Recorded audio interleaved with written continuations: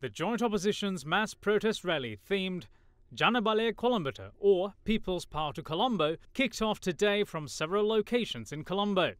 The protest was organised against the proposed constitution, selling off state resources, protecting those who are responsible for the central bank bond scam, political vengeance, targeting war heroes, imprisonment of Buddhist clergy, and high taxes imposed on the public. Tens of thousands of protesters converged at the Lake House Junction today. As you can see, many people are gathered here for the Satyagraha organized by the joint opposition. The joint opposition did not disclose any information in this regard that left the police in a very tight position, since they did not know information about the routes where they're heading to and where they're coming from. So the police yesterday sought an injunction order from 3 courts, and the courts rejected all their requests. As per the decision by party leaders representing the joint opposition this afternoon, the main protest centred around the Lake House roundabout in Colombo. Ahead of the protest today, security was tightened in and around the Parliament, Presidential Secretariat, President's House, Central Bank of Sri Lanka, Temple Trees, Special High Court and President's official residence along the Mahagamasekara Mawata. Several rallies commenced from various locations in Colombo today at around 2 p.m. to converge at the Lake House roundabout. One rally commenced at the DP Sirisena ground in Maligawatta, following which the protesters made their way to the Lake House roundabout through Maradana, Technical Junction and Colombo Fort.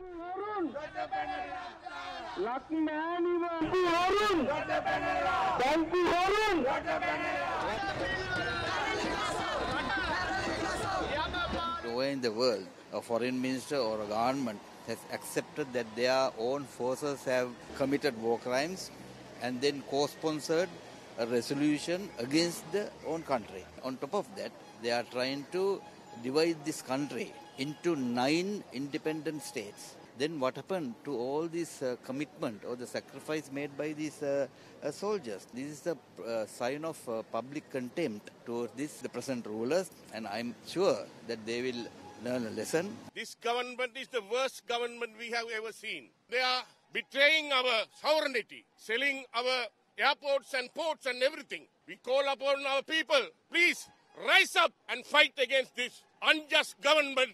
Meanwhile, another rally made its way from Gold Road and Southern Expressway to the Lake House roundabout via Lipton Roundabout, Union Place and Slave Island.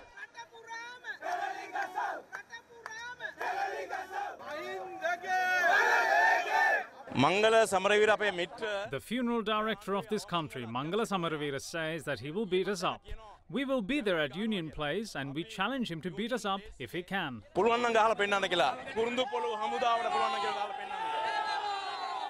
The economic growth rate, which was almost second in Asia, is now the lowest in whole of Asia.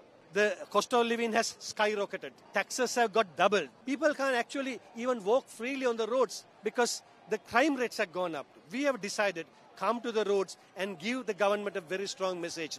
The message is now enough is enough. Please go home, and to do that, please call for elections. But if you don't do that, we will come back again in a much bigger scale. Meanwhile, another rally journeyed through Dali Road in Maradana, where the headquarters of the Sri Lanka Freedom Party is located.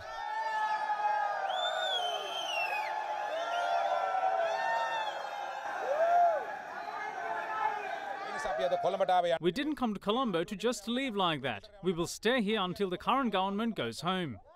Another group of protesters gathered in main roads in Borale and Maradana. They later reached the Lake House roundabout via the DR Vijayasekara Mawata.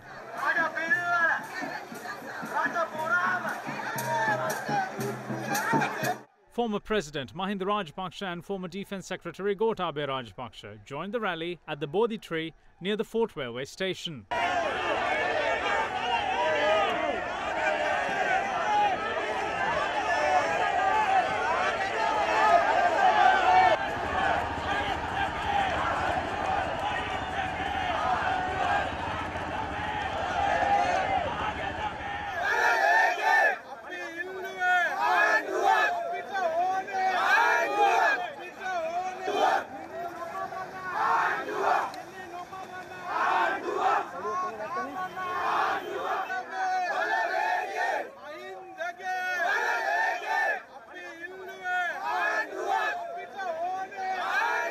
Mahinda Rajapaksa You can all see the numbers of people gathered here seeking a new government under the leadership of former President Mahinda Rajapaksa.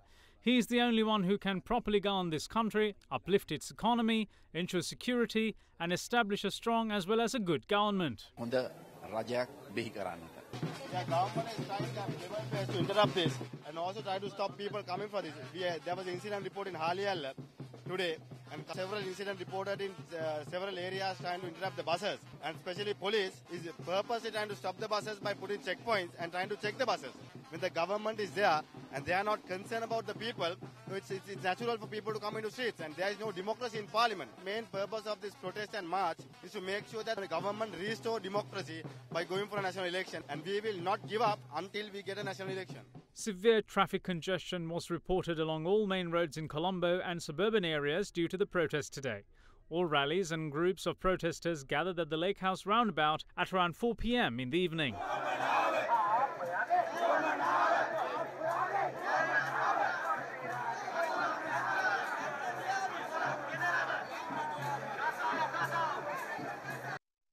In the meantime, it is revealed that the protesters will remain at the Lake House roundabout overnight, continuing their protests. The 5th of September is a historical day for Sri Lanka. Hundreds and thousands of people have arrived in Colombo and have taken over its power. The city has come to a halt. The only message given by the people of the country to the government is step down and go home. If you want this situation to continue for days, be in power by force. But you won't be able to be in power for long. Unarmed innocent people have gathered in Colombo to use their democratic power. They have given a lesson to the world that the power of the people is the strongest. People vow to be here until the government is toppled. In the meantime, the joint opposition supporters who gathered at Lake House roundabout commenced a satyagraha in the evening.